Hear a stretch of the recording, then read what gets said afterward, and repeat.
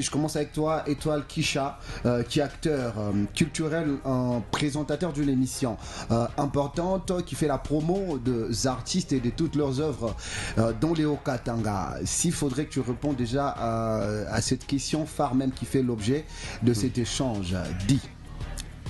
Pourquoi est-ce que vous, journalistes, mécènes et tous les autres producteurs du Haut-Katanga, vous n'accompagnez pas les artistes, toutes tendances confondues, basés au Lualaba?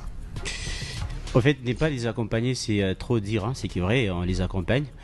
Peut-être bien, il y a une particularité, c'est qui est vrai. Et justement, avant d'accompagner quelqu'un, il faudrait que la personne aussi puisse s'initier. Parce qu'il ne faudrait pas commencer à forcer les gens à les accompagner. S'ils ne sont pas prêts à les accompagner, en fait, on les lâche. Mais étant culturel, ici, on a une mission totale d'accompagner presque tous les artistes de manière impartiale et de manière correcte. On le fait très bien. Et Jean-Pierre, écoute, en fait, dans tout, il y a un prix à payer. Okay. Un prix à payer, c'est pas seulement l'argent, on donne l'argent, non, c'est pas ça, c'est le travail, le job. Si la personne est consciente de ce qu'elle est en train de faire comme job, on l'accompagne, on fait le coaching. Du coup, ça c'est important. Tu es en train de nous dire indirectement que les artistes d'ici ne travaillent pas, ils ne sont pas conscients de leur travail. En fait, les artistes ici travaillent bien. Tu fais commencer ces choses-là. En fait, ça commence déjà par ici. En fait, ils travaillent bien. D'ailleurs, ici, on accompagne. Il y a TNS, on accompagne. Donc, vous les accompagnez sur quel projet? Parce que, pourquoi je pose cette question une minute? Parce qu'on se rend compte que ces artistes-là ne se produisent pas. Il n'y a que TNS d'ailleurs qui ne se produit qu'à Kolwezi. C'est aujourd'hui qu'il a son premier événement sur le Bumbashi.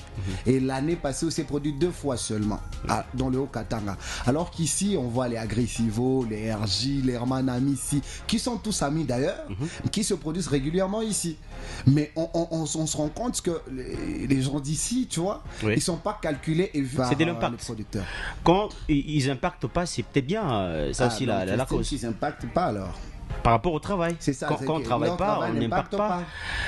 C'est pas de manière générale, hein. Il faudrait pas me faire rentrer là où tu veux m'amener, Jean-Pierre, s'il te plaît. En fait, ils travaillent, mais il faudrait aussi impacter. On peut faire tous de la bonne musique, mais lorsqu'on n'impacte pas, ça devient un peu compliqué.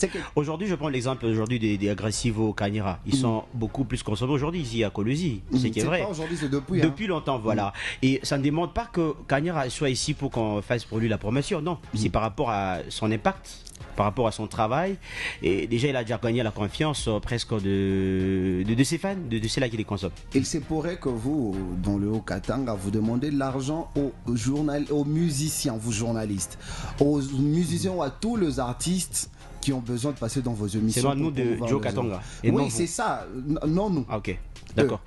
Très faux et archi faux. Très faux et archi faux en tout cas. Ok. On le fait bien pas. pour tout le monde. Je sais pas, mais pour moi. Ah, ok. Faudrait pas, peut-être bien parler pour les autres. Pour moi, parce que j'ai aussi ma vision, ma façon de faire les choses et tout. Et étant culturel, au départ, nous avons une mission d'accompagner la culture, non seulement l'argent et tout. S'il y a ceux-là qui les font, peut-être bien c'est de leur côté, leur projet, leur cahier des charges et tout. En tout cas, n'est pas vraiment généralisé. D'ailleurs, si j'en profite, Jean-Pierre Laïlaï, de faire un petit message. Vous savez, quand on parle de la culture, on ne va pas seulement l'argent. Exiger aux artistes, donner l'argent pour que vous puissiez passer dans l'émission, non. Okay. On le fait d'abord au départ, c'est parce qu'il y a l'amour. On a besoin de présenter le Cagnard de demain parce qu'il y a une nouvelle génération qui arrive avec forte ténacité, c'est qui est vrai. Faudrait pas commencer à mettre dans leur tête pour passer dans l'émission des Jean-Pierre, il faudrait telle somme. Okay. Mais au départ, on sait dire à la personne travaille, quand le travail impacte, on entend vite, non seulement on accompagne l'artiste, mais la personne aussi apporte quelque chose de mieux dans notre émission. Voilà. Alors, je suis en train de te revenir, j'ai encore beaucoup de questions à te poser sur les sujets. Je prends Ika Deang. Yes.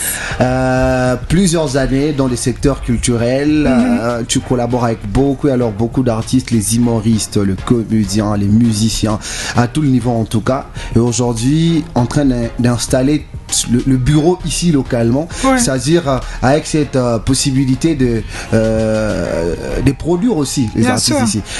Ce même constat se fait avec Kinshasa. Ok. Moi j'ai déjà reçu Papi Mboma plus d'une fois, on a parlé, mais tu sens qu'il y a encore plusieurs zones d'ombre. Toi-même étant dedans, c'est quoi qui fait que Kinshasa ne puisse pas faire la bonne promo des œuvres des artistes, toutes tendances confondues, qui œuvrent ou qui sont basées dans les intérieurs de ce pays? Oui, je vais rejoindre mon frère sur ce qu'il a dit. Oui, il y a prouver. Prouver en restant chez soi et en faisant des TikTok, c'est pas prouver son travail. Allez, il faut quoi alors? Il faut faire, il faut maximiser, il faut prendre le temps de travailler, il faut impacter, il faut pas seulement être dans l'influence, il faut être dans l'impact. Donc il faut aller vous-même sur le terrain. Vous savez, même avec son téléphone, on peut faire énormément. C'est pas parce qu'on a fait une vidéo qui a autant de vues qu'on reste sur ses lauriers en se disant c'est acquis. Non, il faut aller vers le bruit, il faut aller vers la lumière et puis soi-même créer son univers. Mais ils viennent, comment on les accueille, comment on le traite, ça c'est aussi une question. Moi-même personnellement, j'ai déjà été plus d'une fois sur Kinshasa avec les artistes d'ici.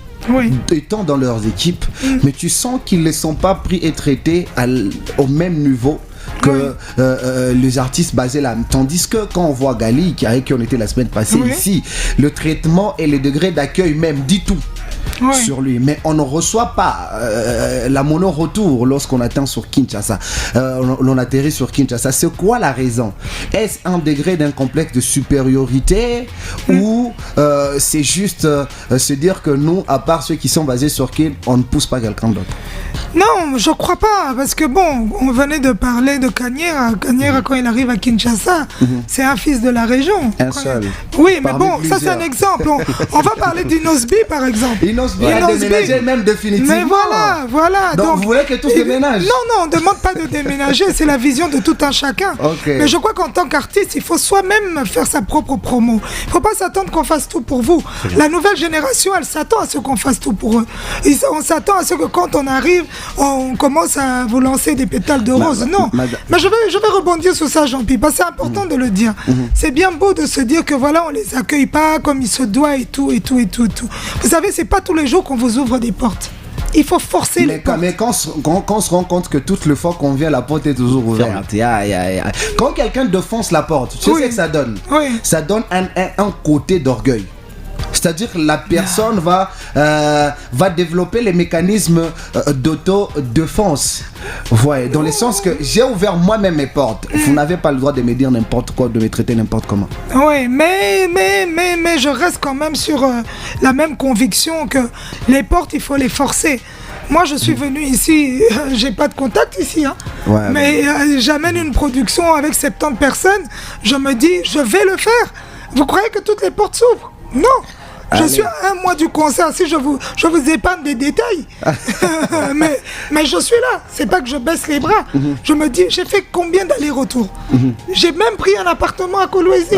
C'est pour vous dire, je laisse mes enfants pendant les périodes des vacances pour me dire que je veux ramener quelque chose de nouveau. J'ai une vision, je sais où je vais. Je crois que les artistes doivent déclencher quelque chose en eux. Madame Mika, vous connaissez, je ne sais pas si vous êtes amis, vous connaissez bien avec Papi Mboma? Je connais très bien, c'est un grand frère. Combien d'artistes de cette région? Il y a Papi Coucou, combien d'artistes de cette région Papi Mboma a déjà reçu dans son émission? Mais je vais vous dire une chose, il n'y a pas que Papi Mboma. Non, mais c'est ça le plus grand problème. Non. Tonton. Très bien. Le plus grand problème est celui-là, c'est que quand on arrive à Kinshasa, on se dit, voilà les grosses têtes d'affiche qu'on voit.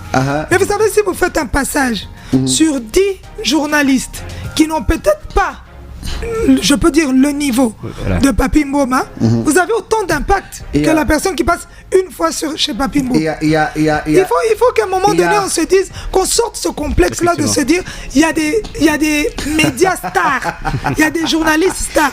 Je le respecte, c'est mon grand frère, mais il faut qu'à un moment donné, on se dise, voilà, il n'y a pas que Papi Mboma. Non, mais après...